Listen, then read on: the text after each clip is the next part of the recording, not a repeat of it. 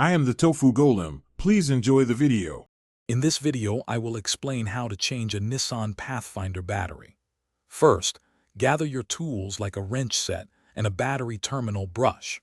Always ensure your vehicle is completely off and the parking brake is firmly engaged before starting any work. Remember to wear safety glasses and gloves to protect your eyes and hands throughout the process. Safety is always our top priority when working with car batteries.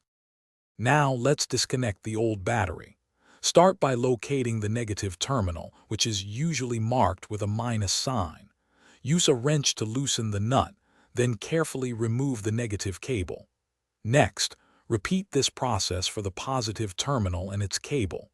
Finally, unfasten the battery hold-down clamp that secures the battery in its tray. With the old battery removed, it's time for the new one. First, clean the battery tray and the terminal clamps thoroughly to ensure good contact.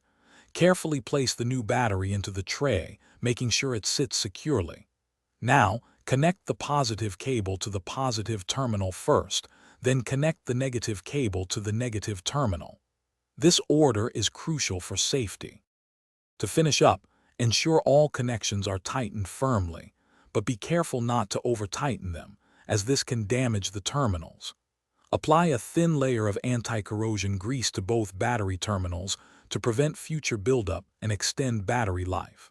Double-check that the hold-down clamp is secure. You've successfully changed your battery.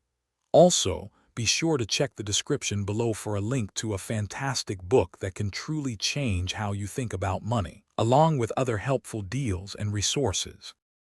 Thanks for watching. Consider subscribing if we helped you today.